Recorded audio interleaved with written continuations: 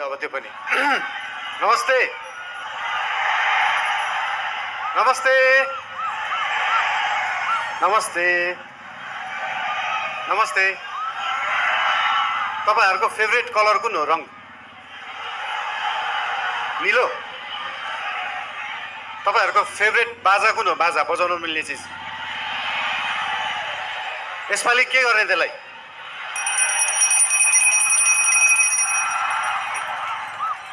अघि प्लेनबाट ल्यान्डिङ गर्दा गर्दा एउटा कुरा नोटिस गरिरहेको थिएँ यहाँनिर चितवनमा छतमाथि चाहिँ यस्तो जस्ता राख्ने चलन रहेछ है सबका सब नीलो जिस्काउनलाई राखे जस्तो कसलाई जिस्काउनु भएको त्यसरी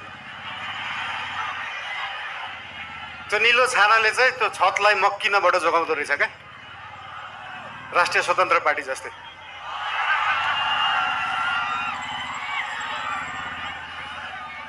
चितवन अघि झर्दै गर्दाखेरि एकजना भाइले भन्नुभयो दाइ देशभरि जाँदाखेरि जसरी टुरिज्म प्रमोसन गर्नु भएको थियो एकचोटि चितवनको पनि टुरिज्म प्रमोसन गरिदिनु होला भनेर मैले भने मेसीलाई फुटबल खेल्न सिकाउनु पर्छ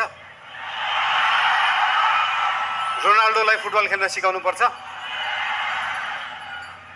हाम्रो चितवनका हाम्रा थारू समुदायमा भएका होमस्टेहरू रिसोर्टहरूमा देख्न सकिन्छ कि यहाँको उत्पादन यहाँको लुगा यहाँको म्युजिक यहाँको खानेकुरालाई कसरी उहाँहरूले टुरिज्म प्रमोसनको लागि उहाँहरूले विश्वमा चिनाउनु भएको छ त्यो हेर्दाखेरि चितवनले चाहिँ देशलाई टुरिज्म प्रमोसन सिकाउनु पर्छ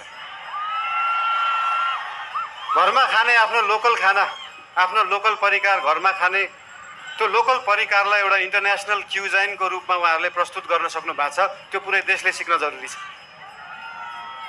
सिकाउने हेन त चितवनवासीले पुरै विश्वलाई टुरिज्म प्रमोसन राम्रो कुराहरू यहाँको ठाउँहरूको धेरै छन् एउटा समस्या रहेछ यहाँ हरेक वर्ष न्युजमा देख्न पाइन्छ किसानले बाटोमा दुध पोखाएको तरकारी फालेको त्यो के रहेछ भन्दाखेरि किसानले सही बजार नपाएको किसानले सही मूल्य नपाएको एउटा समस्या रहेछ केही सीमित बिचौलिया केही सीमित नेताहरूको एउटा सिन्डिकेटले गर्दाखेरि पारी जुन अनुदानले कृषि हुन्छ त्यो सस्तो जस्तो देखिन्छ त्यो सस्तो तरकारी यहाँ ल्याएर यहाँको किसानको मूल्य चाहिँ महँगो जस्तो देखाएर एउटा भ्रम सृजना गरेर किसानलाई मार्ने काम भएको छ त्यो रोक्न जरुरी छ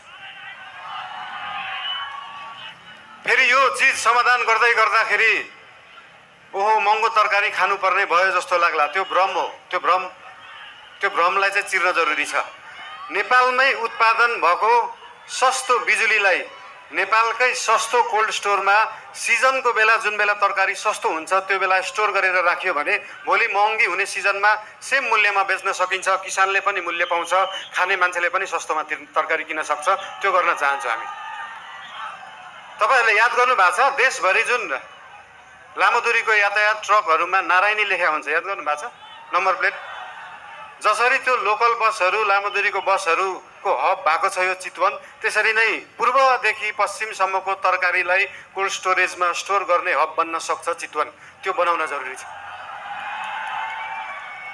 देशवासीलाई आफ्नै तरकारी खुवाउन जरुरी छ र किसानलाई सही मूल्य दिन जरुरी छ बर्खामा हाम्रो बर्खा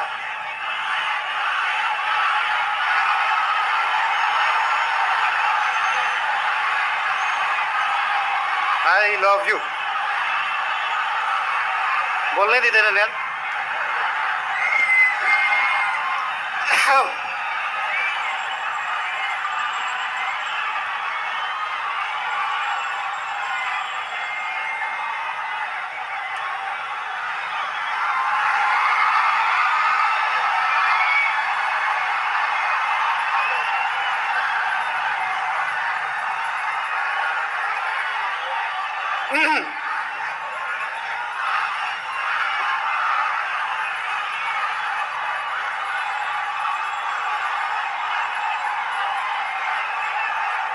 गीत बजाम नाचम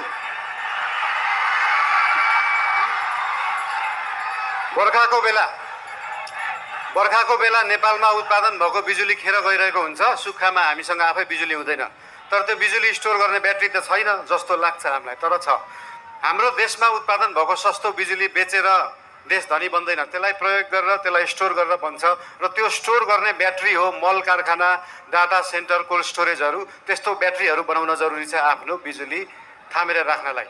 त्यो बनाउने पार्टी बन्न चाहन्छ राष्ट्रिय स्वतन्त्र पार्टी। यो चुनावको क्रममा हामी पूर्वदेखि पश्चिमसम्म पुरै देश घुम्न गयौँ। लगभग 7-8 हजार किलोमिटर हिँडियो होला देश बुझ्नलाई। सबै लगभग 45-50 वटा जिल्ला घुमियो होला। त्यो जिल्लाहरू घुम्ने जाँदाखेरि के महसुस भयो भन्दाखेरि लगभग देशभरिका समस्याहरू, देशभरिका कुराहरू उस्तै रहेछन्। कृषिको समस्याहरू, पर्यटन क्षेत्रमा भएका समस्याहरू देखियो। तर एउटा गुड न्युज पनि छ त्यहाँ। गुड न्युज के हो भन्दाखेरि एउटा जिल्लामा समस्या छ भने त्यसको समाधान अर्को जिल्ला देशभित्रै रहेछ। त्यो समाधान मिलाउने पार्टी बन्न चाहन्छ राष्ट्रिय स्वतन्त्र पार्टी। हाम्रो देश हेटौडा सिमेन्ट कारखाना जस्तै भएको छ। मेसिन पनि छ, म्यान पावर पनि छ, खानी पनि छ, तर बन्द। अब चल्नु पर्यो। नेपाली काङ्ग्रेसको वाइवाई फ्याक्ट्री जस्तै चल्नु पर्यो अब त्यो पनि। पुरै देशभरि चल्नु पर्यो, 100 वटा भन्दा देशमा जानु पर्यो। त्यसरी देशका उद्योग कल कारखानाहरूलाई चलाउने पार्टी बन्न चाहन्छ। अब यहाँ आइयो, तपाईहरूलाई भेटियो, धेरै खुसी लाग्यो। तपाईहरू किन टेन्सन लिनुहुन्छ क्या? पार्टीको सभापति नै यही उठ्नु भएको छ, के को टेन्सन? तपाईहरूका समस्या, पुरै देशको समस्या सभापतिज्यू, हामी सबै पार्टीका नेतागण, कार्यकर्तादेखि लिएर तपाईँ हामी सबै मिलेर अब देश बनाउने हो।